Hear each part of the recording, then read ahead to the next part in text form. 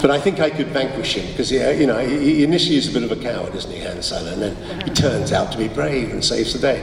I go for the Doctor, because he has a time machine. It doesn't work very well, but he has a time machine. Which would you prefer, Chameleon or C-3PO? Well, I'm going to be disloyal here and say C-3PO, because a Chameleon never really worked. I mean, it was a nice idea, but when John Nathan Turner came to me and said, "Oh, we've got this fantastic thing, we're going to have a robot in this episode coming out, The King's Demons," and I said, "Really, a robot?" He said, "Yes, it's only you talk to it and then it talks back to you." I said, "Can it walk?" He said, "Well, no, it can't actually walk, but it can move its head and move its mouth." And in between the time he told me that, and apparently John had seen a demonstration of Chameleon down at the workshop that built it, it utterly broke down. And so the only thing it could do was play literally an audio cassette back, and we had to fit our lines in between the gaps.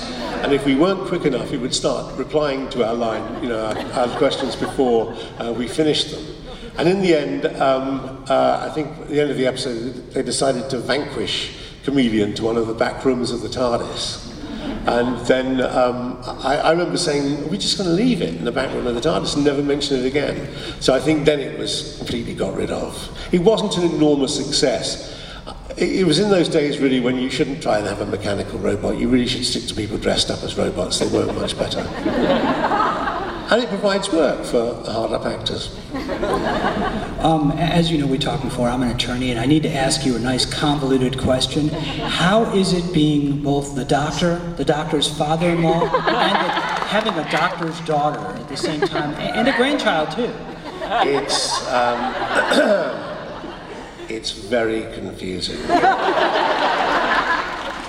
There was a wonderful moment at the wedding where I was obviously giving the father of the bride speech.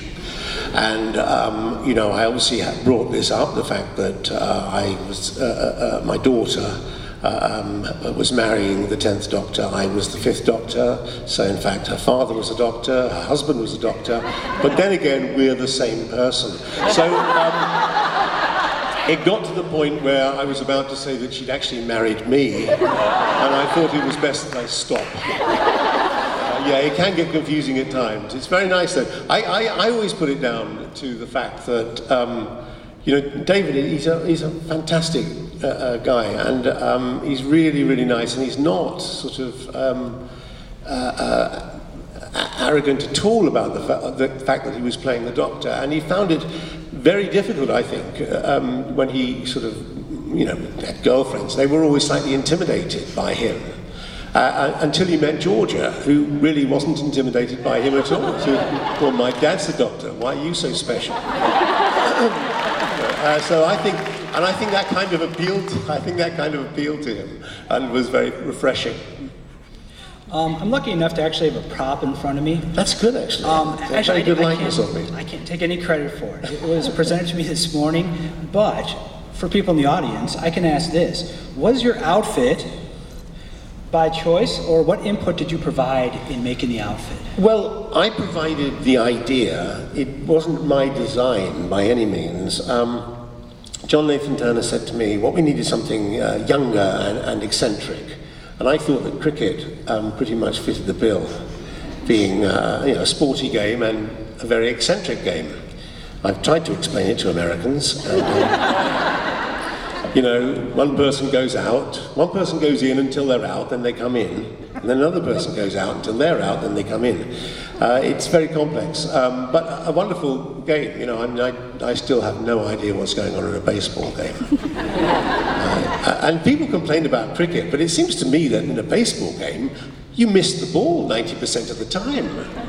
Or you hit it over your head and it goes on a foul ball or something. Anyway, it's a great game, but what I'm saying is, if it's your game, your sort of country's game, you love it. You love it even when nothing's really happening.